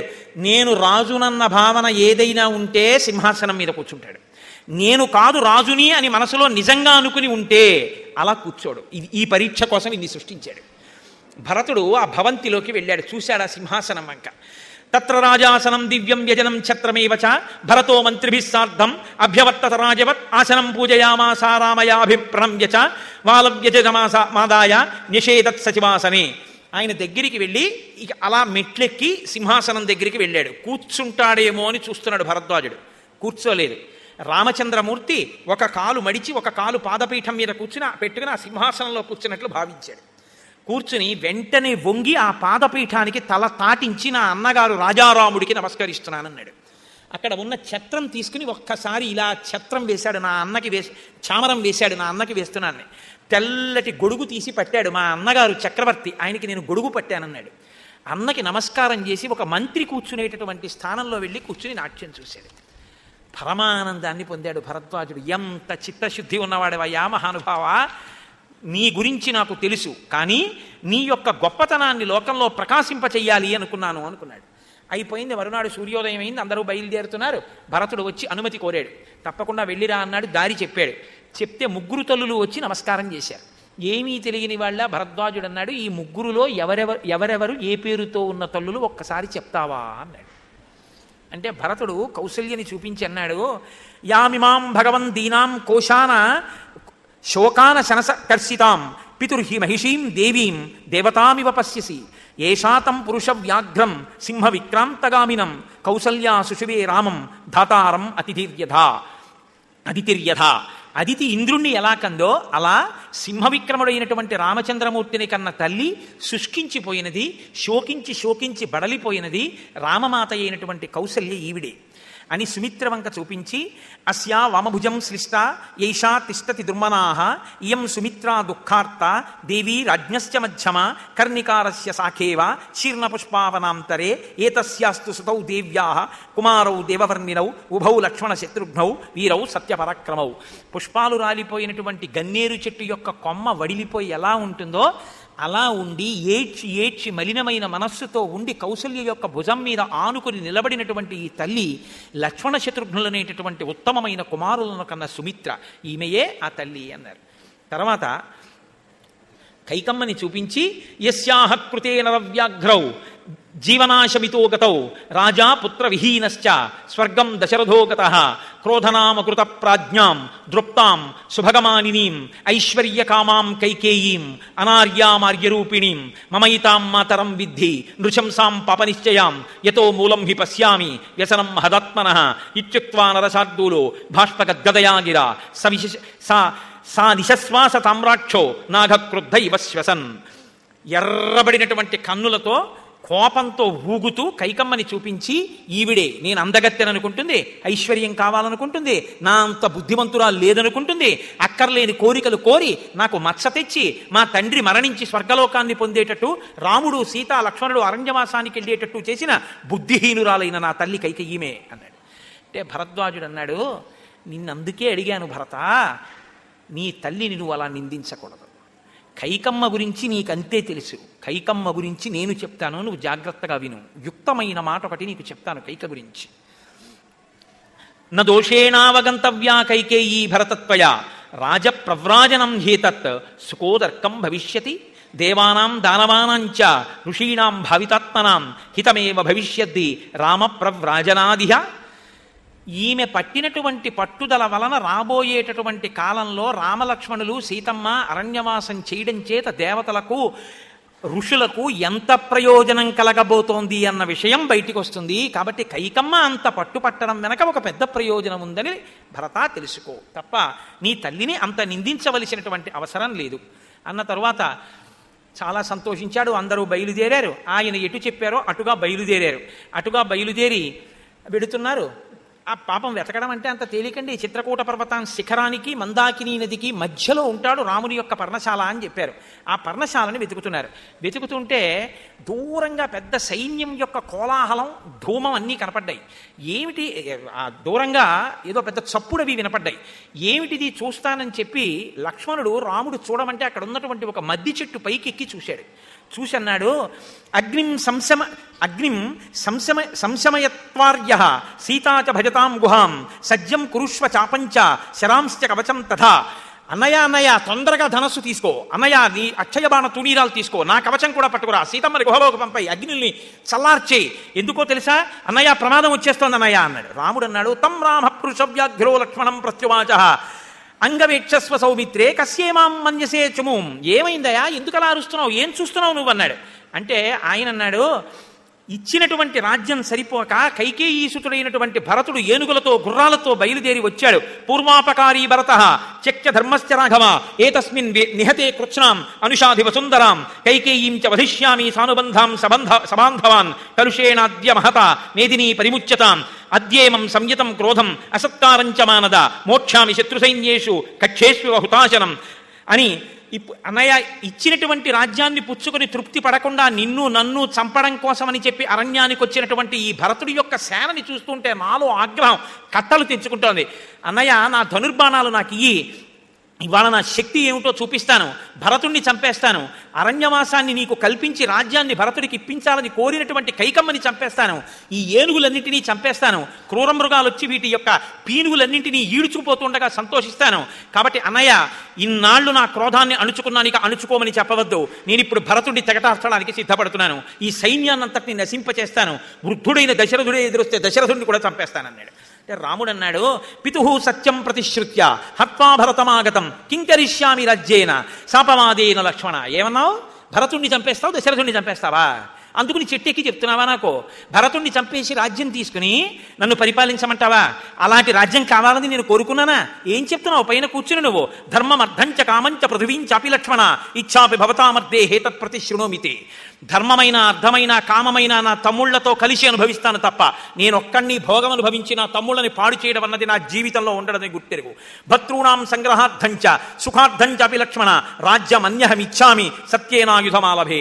నేను సత్యం చెప్తున్నాను, నేనంటూ ఏది సంపాదించినా, నేనంటూ రాజ్యాన్ని చేస్తే నా తమ్ముళ్ల యొక్క సుఖం కొరకే, వాళ్ళ సుఖం తర్వాతే నా సుఖం తప్ప నా తమ్ముళ్ళని చంపి నేను అనుభవించడం అన్నది ఎన్నడూ ఉండదు. నేయమ్మ మహీ సౌమ్య దుర్లభా సగరాంబర నహీచ్చేయమధర్మేణ శక్రత్వమపి లక్ష్మణ. అధర్మం వల్ల నాకు ఇంద్రపదవి వస్తుంది అని ఒక్క అధర్మాన్ని చెయ్యమంటే ఇంద్రపదవిని వదిలేస్తాను తప్ప అధర్మంతో ఇంద్రపదవిని కూడా పుచ్చుకోను. నాన్నగారికి మాటిచ్చి ఇప్పుడు నాన్నగారిని సత్యభ్రష్టుని చేసి రాజ్యం తీసుకోనా? నాకే రాజ్యం కావాలనుకుంటే లక్ష్మణ, ఈ ఒక్క బాణాన్ని ప్రయోగించి ఈ సప్త సముద్రాల మధ్యలో ఉన్నటువంటి పృథివీనంతటికి పరిపాలకుడను కాగలను, కానీ నాకు ధర్మం కావాలి తప్ప ఇది అక్కర్లేదు. నీకు ఇంకొక మాట చెప్తున్నాను, నీకు రాజ్యం కావాలా? ఒక్క మాట చెప్పు. నీకు రాజ్యం కావాలంటే భరతుడు రాగానే భరత రాజ్యం ఇచ్చి లక్ష్మణుడికి అంటాను. భరతుడు ఎలాంటి వాడు చుద్దు కానివి, ఈ లక్ష్మణుడికి ఇవ్వడం ఏమిటన్నాయా అని కూడా అడగడు, నీకు రాజ్యం ఇస్తాడు. ఏలుకో రాజ్యం కావాలంటే. భరతుడు నా ప్రాణ సమానుడు, ఇవ్వాలంటే అన్నావు, ఇంకెప్పుడు ఈ మాట అనకన్నాడు. అనేటప్పటికీ చెట్టుపై నుంచి గబగబా కిందకి దిగిపోయి చేతులు కట్టుకుని నిలబడి తల ఉంచుకుని, అన్నయ్య పొరపాటు పడ్డానన్నయ్య, నన్ను క్షమించు అన్నాడు. ఎందుకు వచ్చాడో తెలుసా భరతుడు? అట్నుంచి తిరిగి వచ్చిన తర్వాత బహుశా దశరథుడు మరణించి ఉండవచ్చు, లేదా దశరథుడు నేను రాముణ్ణి చూడకుండా ఉండలేనంటే నాకు రాజ్యం అక్కర్లేదు, రామచంద్రమూర్తికి రాజ్యం ఇచ్చేస్తానని దశరథుడు మరణించాడు కాబట్టి తల్లుల్ని, వశిష్ఠుణ్ణి, పౌరుల్ని, జానపదుల్ని అందరినీ తీసుకుని నన్ను బతిమాలడానికి వస్తున్నాడు నా తమ్ముడు. అటువంటి తమ్ముడి మీద నింద వేస్తావా లక్ష్మణ? చూడు, భరతుడు వచ్చిన తర్వాత చూడు ఎటువంటి వాడో భరతుడు. నేను అబద్ధం చెప్పాను అనుకుంటున్నావేమో, మనకి ఏ బాణమో అక్కర్లేదు, మనకి మన సోదరుల ప్రేమ చాలు, మనకి ఇంకేం అక్కర్లేదు, కిందకి దిగన్నాడు. వచ్చి పాపం చేతులు కట్టుకుని ఇంత లక్ష్మణమూర్తి తల ఉంచుకొని అలా నిలబడ్డాడు. ఈలోగా భరతుడు వెతుకుతూ సైన్యాన్ని దూరంగా ఉంచి అన్నయ్యకి ఇబ్బంది కలుగుతుందని పరిగెడుతున్నాడు ఆ పొదల్లో. యావన్న రామం ద్రక్ష్యామి లక్ష్మణం వా మహాబలం వైదేహీం వా మహాభాగాం నమే శాంతిర్భవిష్యతి యావన్న చంద్ర సంకాశం ద్రక్ష్యామి శుభమాననం భ్రాతు పద్మపలాసాక్షం నమే శాంతిర్భవిష్యతి యావన్న చరణో భ్రాతు పార్థివ్యం జనాన్వితౌ శిరసాధారయిష్యామి నమే శాంతిర్భవిష్యతి యావన్న రాజ్యే రాజార్హ పితృపైతామహే స్థిత అభిషేక జలక్లిన్నో నమే శాంతిర్భవిష్యతి అంటున్నాడు. నాకు శాంతి కలగదు. ఏనాడు రామచంద్రమూర్తి పాదములు చూసి నమస్కరిస్తానో ఆనాడే నాకు శాంతి. ఏనాడు లక్ష్మణుని చూస్తానో అప్పుడే శాంతి. ఏనాడు సీతమ్మ పాదాలకు నమస్కారం చేస్తానో అప్పుడు శాంతి. పరిగెడుతున్నాడు. గబగబా పరిగెత్తాడు. కనపడ్డాడు రామచంద్రమూర్తి. పొగ కనపడుతోంది. చెట్ల మీద కట్టిన నారచీరలు కనపడుతున్నాయి. నీళ్లు తెచ్చుకోవడానికి గుర్తులు కట్టారనుకున్నారు. పర్ణశాలలో ఎదురుగుండా రాముడు కనపడ్డాడు. అంత దూరంలో రాముణ్ణి చూశాడు. పరుగున వెళ్ళాడు. వెళ్ళి దూరంగా ఇంకా అన్నయ్యని చూసి చేరుకోకముందే దుఃఖంతో నేల మీద పడిపోయి అన్నా అన్నాడంతే. కింద పడిపోయాడు. భరతాని పరుగున వచ్చి రామచంద్రమూర్తి రెండు భుజాలు పట్టి పైకెత్తి, నాయన ఏమిటి జటిలం చీరవాసనం ప్రాంజలిం పతితం భువి దదర్శ రామో దుర్దర్శం యుగాంతే భాస్కరం యథా కదించిత వివిజ్ఞాయ వివర్ణ వదనం కృశం భ్రాతరం భరతం రామ పరిజగ్రాహ బాహువా ఆఘ్రాయ రామంతం మూర్ధ్ని పరిష్వజ్యత రాఘవ అంకే భరతమారోప్య పర్యపృచ్ఛత్ సమాహిత. ఏమిటి చిక్కిపోవడం ఏమిటి, ఏడుపు ఏమిటి, మనిషి ఏమిటి, జటలు కట్టుకోవడం ఏమిటి, ఎందుకు ఇలా ఉన్నావు, రానా అని గబగబా తన తొడ మీద కూర్చోబెట్టుకుని మూర్ధన్య స్థానమును ఆఘ్రానించి ముద్దు పెట్టుకుని, నాన్న భరత ఎందుకు ఇలా ఉన్నావు, నాన్నగారు కుశలంగా ఉన్నారా, ఎందుకు ఇంత తాపత్రయంగా ఇంత సైన్యాన్ని తీసుకుని వచ్చావు అని అడిగి రాజ్యపాలన ఎలా చెయ్యాలో ఆ విషయాలన్నింటినీ కూడా అడుగుతూ రాజధర్మాల్ని బోధిస్తూ, ఉదయాన్నే లేస్తున్నావా, పురోహితులకు నమస్కరిస్తున్నావా, బ్రహ్మర్షులకు నమస్కరిస్తున్నావా, పెద్దలు చెప్పిన మాట వింటున్నావా, మంత్రుల్ని సంప్రదిస్తున్నావా, అనేక మందిని సంప్రదించకుండా ముఖ్య కార్యాలకి పెద్దలైన ఒక్కరినే సంప్రదిస్తున్నావా, చేసే వరకు పనేమిటో తెలియకుండా సామంతులకి రహస్యంగా అట్టబెడుతున్నావా, శత్రువులకి నీ ఊహలేమిటో తెలియకుండా జాగ్రత్త పడుతున్నావా, నమ్మకస్తులైన మంత్రుల్ని దగ్గర పెట్టుకున్నావా, పరిపాలన జాగ్రత్తగా చేస్తున్నావా, పన్ను కట్టించుకున్నందుకు ప్రజల్ని జాగ్రత్తగా పరిపాలన చేస్తున్నావా, పరిపాలన చేసేటప్పుడు న్యాయం చెప్పేటప్పుడు నేను రాజుని కదా ఏం చెప్తే ఏం పోతుంది లేని, అన్యాయం చెయ్యని వాడికి కఠినమైన శిక్ష వేస్తే వాడు కన్నుల నీరు కారుస్తూ వెళ్ళిపోతే వంశం నశించిపోతుంది భరత. కాబట్టి సర్వకాలముల యందు చాలా జాగ్రత్తగా నువ్వు పరిపాలన చేస్తున్నావా, నీ ఎందు భక్తితో ప్రేమతో ఉద్యోగం చేసినటువంటి ఉద్యోగులందరికీ సకాలములలో వాళ్ళకి ఇవ్వవలసినటువంటి జీతాలు వాళ్ళకి ఇస్తున్నావా, పండితులైనటువంటి వాళ్ళతో మంత్రాంగాన్ని నిర్వహిస్తున్నావా, ఉన్నతమైనటువంటి వాళ్ళకి పెద్ద పదవులు ఇచ్చి, మధ్య తెలివితేటలున్న వాళ్ళకి మధ్య పదవులు ఇచ్చి, శరీరంతో సేవించగలిగినటువంటి వాళ్ళకి కింది పదవులు ఇచ్చి, అందరినీ ఆదరంతో రాచకార్యంలో నీ వైపు తిప్పుకుని నడపగలుగుతున్నావా, ఎక్కడ పడితే అక్కడ చలివేంద్రాలు పెడుతున్నావా, ప్రజల యొక్క బాగోగులు చూస్తున్నావా, దేవాలయాలు నిర్మించావా, యజ్ఞయాగాదులు చేయిస్తున్నావా, దేవతల యొక్క అభ్యున్నతిని అనుగ్రహాన్ని పొందుతున్నావా, దాని వలన నీ అభ్యున్నతిని చూసుకుంటున్నావా, గొక్క తిప్పకుండా పరిపాలనకు సంబంధించిన అనేక ప్రశ్నలు భరతుని రామచంద్రమూర్తి అడిగేశారు. అడిగేస్తే అన్నీ విని ఆయన అన్నాడు, అసలు ఇవన్నీ ఉండడానికి అన్నయ్య నేను రాజ్యం చేస్తే కదా, నేను పట్టాభిషేకం చేసుకుంటే కదా, నేను రాజ్యమే చెయ్యట్లేదన్నయ్య, మన తండ్రి గారైనటువంటి దశరథ మహారాజు గారు శరీరం విడిచిపెట్టారన్నయ్య అన్నాడు. ఈ మాట వినగానే మొదలు నరికేసిన చెట్టు పెళపెళ శబ్దంతో కింద పడిపోయినట్టు రాముడు నేల మీద పడి దొల్లి ఏడ్చేశాడు. ఏడ్చి ముఖాన నీరు చిలికితే పైకి లేచాడు. లేచి గబగబా పర్ణశాలలోకి వెళ్ళి సీతమ్మ దగ్గరికి వెళ్ళి, సీతా మృతస్తే శ్వశుర పితాహీనోసి లక్ష్మణ అన్నాడు. సీతా నీకు మామగారు చచ్చిపోయారు, లక్ష్మణ నీకు తండ్రి గారు చచ్చిపోయారు. అదే నాకు నాన్నగారు పోయారంటే సరిపోదా? మామగారిలా కోడల్ని చూడగలిగిన వ్యక్తి జీవితంలో ఇంకొకడు ఉండడు అని శాస్త్రవాక్యం. నా కోసమని చెప్పి ఇంటి పేరు వదిలేసింది, వంశం వదిలేసింది, తన వారిని వదిలేసింది, ఇక్కడికొచ్చి నా కొడుకు వలన బిడ్డల్ని కని నా వంశాన్ని పెంచింది. ఆచంద్రతారార్కన్నా వంశం పెరగడం కోసమని ఇక్కడికి వచ్చింది, తన ఇంటి పేరు మార్చుకుంది, ఇది తన ఇల్లు అని బతుకుతోందని మామగారు కోడలంటే అంత ప్రీతితో ఉంటాట.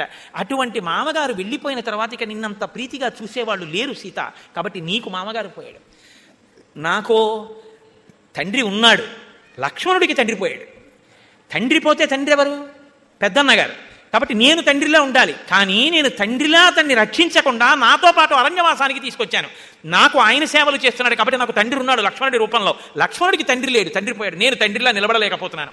ఇది చెప్పడం కోసమని సీతా మృతస్తే శ్వశుర పితాహీనోచి లక్ష్మణ, లక్ష్మణ నీకు తండ్రి పోయాడు, సీతా నీకు అత్తగారు పోయారు, నీకు మామగారు పోయారు అన్నారు. అన్న తర్వాత గారపిండి ముద్దలు నువ్వుల పప్పుతో కలిపి తీసుకురావయ్యా అన్నారు. తీసుకురమ్మనమని ఆ ముద్దలు పట్టుకుని ఒక బట్ట యజ్ఞోపవీతంగా వేసుకుని అక్కడి నుంచి బయలుదేరుతూ, నువ్వు సీతా మృతస్తే శ్వశుర, కాబట్టి నువ్వు ఇవాళ ముందు నడు, గతిరి హేషాసు దారుణ అంటాడు. ధర్మోదకాలు, పిండ ప్రదానం, తద్దినం పెట్టడం, శ్రాద్ధం ఇలాంటి వాటికి వెళ్ళేటప్పుడు భార్య ముందు నడవాలి, భర్త వెనక నడవాలి. కాబట్టి సీత ఇది దారుణమైనటువంటి నడక. కాబట్టి సీత పురస్త్వాత్ ద్రజతు, నువ్వు ముందు నడు, నేను వెనకాతల నడుస్తాను. ఇది గతిరి హేషాసు దారుణమైన నడక అని ముందు సీతమ్మని నడిపించి వెనక తాను నడిచాడు. అన్ని ధర్మమే రామచంద్రమూర్తికి. తాను గారపిండి ముద్దలతో దర్భల మీద పిండ ప్రదానం చేశాడు. కొడుకు తాను ఏమి తింటున్నాడో దానితోటే తద్దినం పెట్టాలి తండ్రికి పెట్టేటప్పుడు తప్ప, పితృదేవతలకి తద్దినం పెట్టేటప్పుడు తను రోజు చక్రకేళి అరటిపండు తిని గొళ్ళ ముందు అమ్ముతూ ఉంటారు. ప్రత్యేకం దేవుడి కోసం అరటిపళ్ళని ఉంటాయి, దేవుడు అరటిపళ్ళని, కావలా కారు ఇంతంతే ఉంటాయి, లోపల ఇంతే ఉంటుంది, అవి దేవుడి కోసమే. మనకి చక్రకేళీలు ఉంటాయి. ఆ దేవుడు అరటిపళ్ళు తీసుకొచ్చి ఆయనకి పితృదేవతలకి పెట్టకూడదు. తను చక్రకేళి తింటే చక్రకేళి పెట్టాలి. ఏది తాను తింటాడో అది పితృదేవతలకి పెట్టాలి. కాబట్టి తాను గారపిండి ముద్ద తిని బతుకుతున్నాడు రామచంద్రమూర్తి. అందుకు ఆ గారపిండి ముద్దలే దర్భల మీద పెట్టి స్నానం చేసి పిండ ప్రదానం చేసి తిరిగి వచ్చి కూర్చున్నాడు. అటుగా కౌసల్యాదులు ఆ మందాకినిధిని చూస్తూ రామచంద్రమూర్తి దగ్గరికి వస్తుంటే దర్భల మీద గారపిండి ముద్దలు కనపడ్డాయి. కనబడితే కౌసల్య ఏడ్చింది, చూశారా చెల్లెళ్ళల్లారా, దర్భల మీద గారపిండి ముద్దలు ఉన్నాయి అంటే దశరథ మహారాజు గారికి గారపిండి ముద్దతో తద్దినం పెట్టాడు నా కొడుకు. సమస్త భూమండలాన్ని పరిపాలించి కొన్ని వేల మందికి బంగారు పాత్రలలో పంచభక్ష పరమాన్నాలతో అన్నం పెట్టిన నా భర్త ఇవాళ పెద్ద కొడుకు చేత్తో పుచ్చుకున్న భోజనం గారపిండి ముద్ద. ఇంత కష్టం కల్పింపబడింది. నా కొడుకు ఏది తింటున్నాడో దానితో తద్దినం పెట్టాలి. గారపిండి ముద్దతో తద్దినం పెట్టాడంటే రాముడు కూడా గారపిండి ముద్దలు తిని బతుకుతున్నాడు అనమాట. ఎటువంటి భోజనం చెయ్యవలసిన నా కొడుకు, రాజ్యాలు పరిపాలించవలసిన వాడు చేతకాని వాళ్ళ అరణ్యంలో పర్ణశాలలో భూశయనం చేస్తూ గారపిండి ముద్దలు తింటూ ధర్మాన్ని పట్టుకుని బతుకుతున్నాడు అని ఏడ్చి అందరూ వెళ్ళారు. రామచంద్రమూర్తి పరుగు పరుగున వచ్చారు. రామలక్ష్మణులు, సీతమ్మ, ముగ్గురు తల్లులకి, ఆ తర్వాత వశిష్ఠాది మహర్షులకు అందరికీ నమస్కారం చేశారు. నమస్కారం చేసి కూర్చున్నారు. భరతుడు, శత్రుఘ్నుడు కూర్చున్నారు. పౌరులందరూ కూడా గబగబా తమ వాహనములు దిగి, అడిగో రామచంద్రమూర్తి ధర్మాత్ముడు మహానుభావుడు కనబడ్డాడు, మనం తీసుకెళ్ళాలి మనందరం చెప్పని సంతోషంగా వచ్చి అందరూ ఒకళ్ళ మించి ఒకళ్ళు, కాస్త ముందు పొడుగు వాళ్ళు ఉంటే మరి పొట్టి వాళ్ళకి ఇబ్బంది కదండి, అందుకని ఇలా పాదాలెత్తి అందరూ రాముడి వంక చూస్తున్నారు. ఎక్కడ శబ్దం లేదు. ఆశ్చర్యం ఏమిటో తెలుసా, వచ్చిన గుర్రాలకి ఏనుగులకి కూడా కోరికేట రాముణ్ణి చూద్దామని. అవి కూడా మెల్లమెల్లగా పైకెక్కి తలలెత్తి రాముణ్ణి చూస్తున్నాయిట. ఇంతమంది రామచంద్రమూర్తిని చూస్తుంటే వాళ్ళందరూ సంతోషిస్తూ భరతుణ్ణి తొడ మీద కూర్చోబెట్టుకుని, శత్రుఘ్నుని కూర్చోబెట్టుకుని అందరూ కలిసి కూర్చుని ఉండగా సంతోషంగా కూర్చుని ఉన్నారు అన్న మాట దగ్గర ఇవాళ ఉపన్యాసాన్ని పూర్తి చేస్తాను. అయితే మీతో రెండు విషయాలని నేను ఇవాళ మనవి చేయవలసి ఉంటుంది. రేపు రామచంద్రమూర్తి యొక్క పాదుకా పట్టాభిషేకం. పాదుకా పట్టాభిషేకం ఏ కావ్యంలోనూ లేదు, ఒక్క రామాయణంలోనే పాదుకా పట్టాభిషేకం. అత్యద్భుతమైనటువంటి ఘట్టం. అంత అత్యద్భుతమైనటువంటి ఘట్టంలో రేపటి రోజున ఆ పాదుకా పట్టాభిషేకాన్ని ఇక్కడ చేస్తున్నారు. రేపు పాదుకా పట్టాభిషేకం ఒక్కటే కాబట్టి ఒక గంటన్నరలో నా ఉపన్యాసాన్ని పూర్తి చేస్తాను. అనేక విధాల ప్రయత్నించి పూర్తి చేసేస్తాను. పూర్తి చేసేస్తే ఇక్కడ పాదుకా పట్టాభిషేకం జరుగుతుంది. ఆ రామచంద్రమూర్తి యొక్క పాదుకల్ని శృంగగిరిలో హేమమయం ఆయన ఆ రోజున తీసుకొచ్చినప్పుడు తత శిరసికృత్వాతో పాదుకే భరతస్తదా ఆరురోహ రథం మృష్ట్వా శత్రుఘ్నేన సమన్విత అని రాశారు శ్లోకాన్ని వాల్మీకి మహర్షి. బంగారు పాదుకలను ఎక్కి తొక్కి విడిచిపెట్టాడు రాముడు. అలాంటి బంగారు పాదుకలే చేయించి శృంగేరిలో శృంగేరి పీఠాధిపతులైనటువంటి మహానుభావుడు జగద్గురువు భారతీ తీర్థస్వామి తన పూజా మంటపంలో ఉంచి వాటిని అర్చన చేసి ఇక్కడికి పంపించారు పాదుకా పట్టాభిషేకానికి. నిజంగా వశిష్ఠ మహర్షి తీసుకొచ్చారు వాటిని. అలాగే వచ్చాయి ఆ పాదుకలు. ఏమి నేను చేసుకున్నటువంటి పుణ్యమో, మా తల్లి తండ్రి గారు ఏనాడు చేసినటువంటి పూజాబలమో, అర్హత నాకు లేకపోయినా ఆ పాదుకలు నేనున్న విడిజికి చేరాయి. ప్రతినిత్యం నేను వాటిని ఆరాధన చేస్తున్నాను. ఇప్పుడు ఆ పాదుకలు రేపు ఈ పీఠానికి వస్తాయి, ఈ పీఠ ప్రాంగణానికి వస్తాయి. ఆ పాదుకలకి రేపు సాయంకాలం పాదుకా పట్టాభిషేకం చెప్పిన తరువాత ఇక్కడ పాదుకా పట్టాభిషేకం చేస్తారు సింహాసనం మీద కూర్చోబెట్టి. ఆ పాదుకలు తలకి తాటిస్తారు, అందరికీ తగిలిస్తారు. ఆ పాదుకలు తలకి తగిలించుకోవడం, రామపాదుకలంటే రాముడే. రామచంద్రమూర్తి పాదములు తలకి తగిలితే మన జీవితాలకి ఎంత అభ్యున్నతో, రేపటి రోజున పాదుకలు తలకి తగల్చుకోవడం కూడా అంతటి అభ్యున్నతి. నేను ప్రత్యేకం మీకు మనవి చేసేది ఏమిటంటే, మీరు అందరూ రండి తప్పకుండా.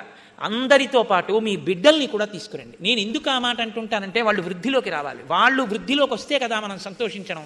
ఒక స్థాయిలో నా సంతోషం ఏమిటి అంటే ఇంకా నేను తినడం, నేను పడుకోవడం, నేను బట్ట కట్టుకోవడం కాదు, నా బిడ్డలు వృద్ధిలోకి రావడం నా సంతోషానికి కారణమై ఉంటుంది ఎప్పుడు. అది రామానుగ్రహంతో మన పిల్లలందరూ చిరాయులై చక్కగా వాళ్ళు ధార్మికమైన మార్గంలో వృద్ధిలోకి రావాలి. సనాతన ధర్మానికి వాళ్లే పట్టుకొమ్మలు. కాబట్టి పిల్లలందరినీ తీసుకురండి, చక్కగా బొట్టు పెట్టి తీసుకురండి. రేపు పాదుకా పట్టాభిషేకం అయిపోయిన తర్వాత ప్రతి ఒక్కరి తల మీద పాదుకలు పెట్టి అందరికీ ప్రసాదం ఇచ్చి పంపిస్తారు. కాబట్టి రేపు అందరూ తప్పకుండా ఈ అవకాశాన్ని వినియోగం చేసుకోండి. రెండవ విషయం, ఈ వచ్చే ఆదివారం నాడు అంటే 26వ తారీఖు అవుతుందా గోపాలకృష్ణ గారు? 26వ తారీఖు ఉదయం ఖచ్చితంగా 7:30 రామనామ లేఖనం ఉంటుంది. అది మామూలుగా ఇంట్లో కూర్చుని శ్రీరామనామం రాయడం కూడా గొప్పే, కానీ ఈసారి మనం చేసేది ఒక వినూత్నమైనటువంటి స్థితి.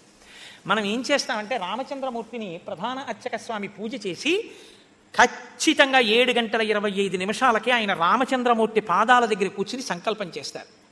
అస్మన్ గ్రామే స్థితానాం చాతుర్వర్ణానాం, 4 వర్ణముల వాళ్ళు, ఈ ఊళ్ళో ఉన్న వాళ్ళు రామభక్తులు అందరూ తరలి వచ్చారు. పూజాంతర్భాగంగా పిల్లలందరూ రామనామలేఖనం చేస్తున్నారు.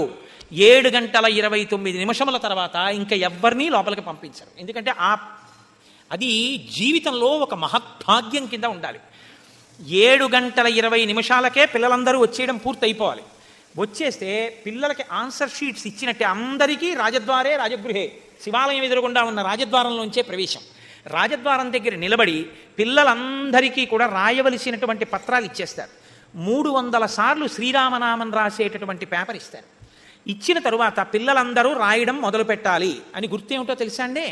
స్వామివారి అర్చనలో స్వామి నీ నామలేఖనం ప్రారంభం అవుతోంది, ఇది శృంగగిరి పీఠం, నువ్వు రామచంద్రమూర్తివి, రామాయణం వింటున్నారు, నువ్వు 1000 కన్నులతో నిశ్శబ్దంగా జరుగుతున్నటువంటి రామనామ లేఖనాన్ని ఈ పిల్లలందరినీ నువ్వు చూసి నీ అమృత దృక్కులతో వారిని అనుగ్రహించు అని ప్రార్థన చేస్తారు.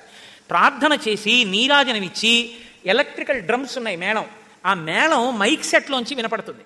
మొట్టమొదట వచ్చిన పిల్లల్ని రామాలయంలో కూర్చోబెడతారు, ఆ తర్వాత వచ్చిన పిల్లల్ని శారదాదేవి గుళ్ళో, ఆ తర్వాత వచ్చిన పిల్లల్ని శివాలయంలో, మొట్టమొదట పిల్లలందరినీ వరుసగా దేవాలయాల్లో కూర్చోబెడతారు. దేవాలయాల్లో కూర్చుని పూజాంతర్భాగంగా రామాయణ ప్రవచనాంతర్భాగంగా పిల్లలతో రామనామం రాయించి వాళ్ళ అభ్యున్నతికి ఈ పీఠం కారకం కావాలి అని. కాబట్టి చక్కగా పిల్లలందరూ రామనామం రాసేస్తారు. అవకాశం ఉంటే, ఖాళీ ఉంటే చోటు పెద్దలకి కూడా ఇస్తారు. 300 నామాల కాగితాలు చోటు ఉంటే, అంటే మేము కూర్చుంటామండి ఎక్కడైనా కూర్చుంటామంటే పీఠం బయట మాత్రం వద్దు. ఎందుకంటే ఇది పూజ. ఆ రోజున రామనామం అన్నది నిశ్శబ్దం, మాట వినపడకూడదు.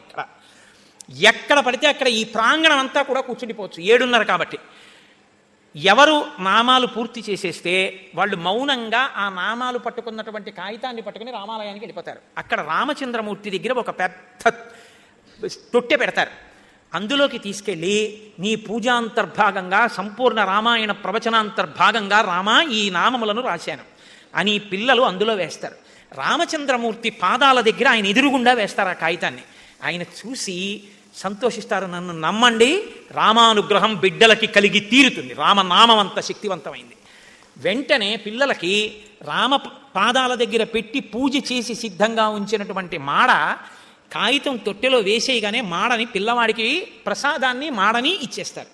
అది పట్టుకుని మళ్ళీ ఏ రాజద్వారంలోంచి వచ్చారో ఆ రాజద్వారంలోంచే బయటికి వెళ్ళిపోతారు. పెద్దవాళ్ళు ఉంటే అక్కడే కలుసుకుంటారు. వాళ్ళు కూడా రామనామం రాస్తే నాన్న ఇక్కడ ఉండు మేము కలుసుకుంటామని చెప్తారు. అందరూ రామనామం అయిపోయిన తర్వాత అందులో వేసేయడం, బయటికి వెళ్ళిపోవడం, మాడ తీసుకోవడం, బయటికి వెళ్ళిపోవడం.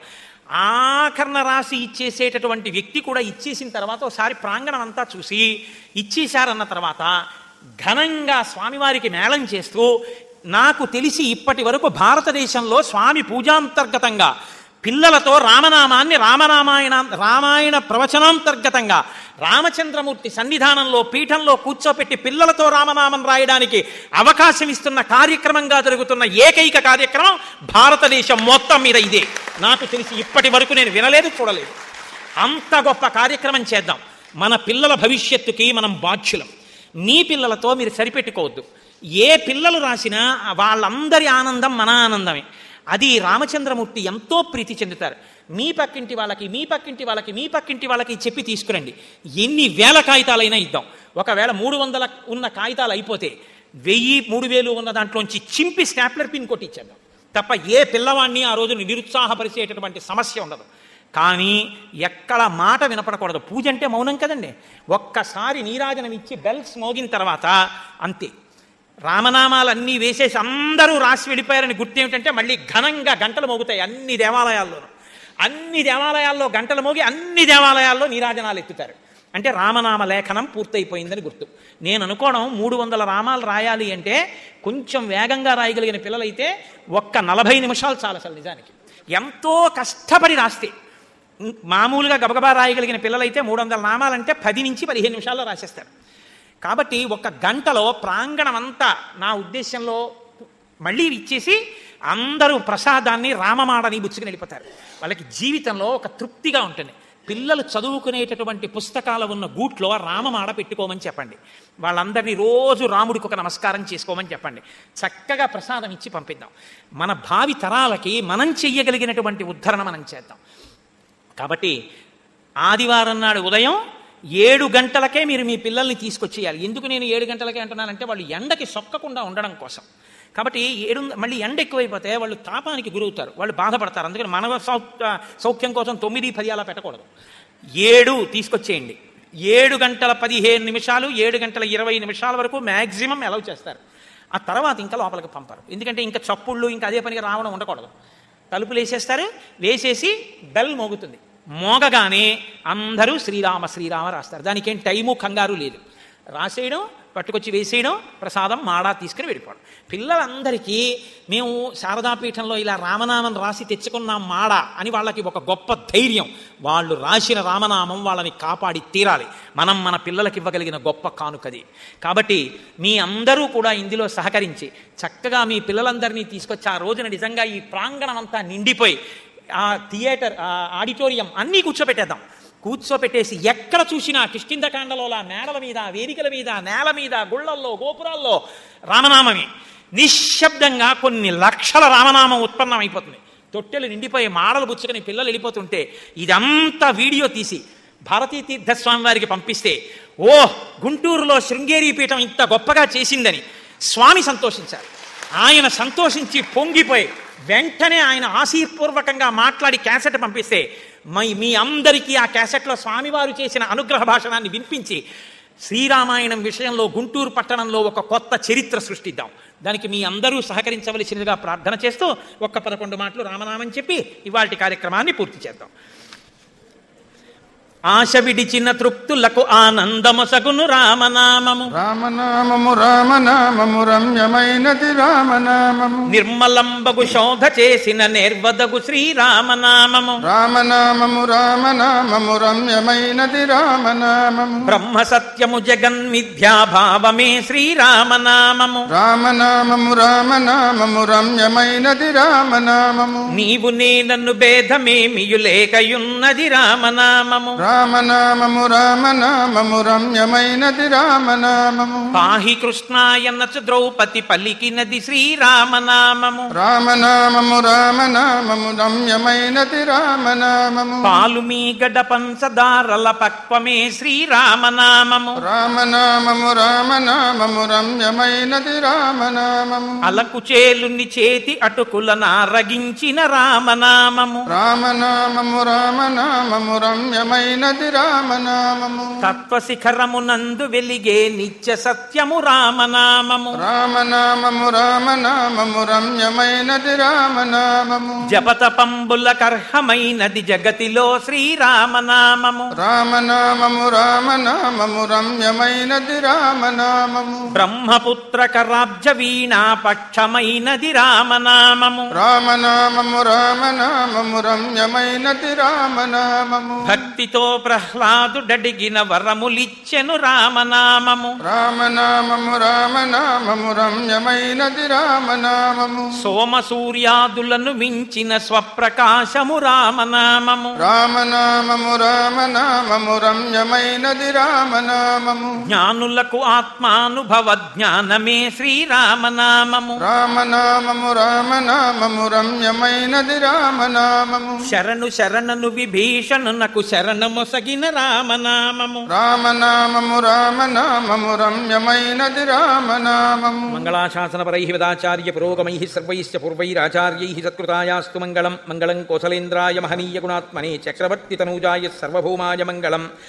ఉమాకాంతాయ కాంతాయ కామితార్థప్రదాయినే శ్రీగిరీశాయ దేవాయ మలినాథాయ మంగళం. కరచరణకృతం వా కర్మవాక్కాయజం వా శ్రవణనైనజం వా మానసం వాపరాధం విహితం వా సర్వమేత్తక్షమస్వ. శివ శివ కరుణాబ్ధే శ్రీ మహాదేవ శంభో. సర్వం శ్రీ ఉమామహేశ్వర పరబ్రహ్మార్పణమస్తు. స్వస్తి.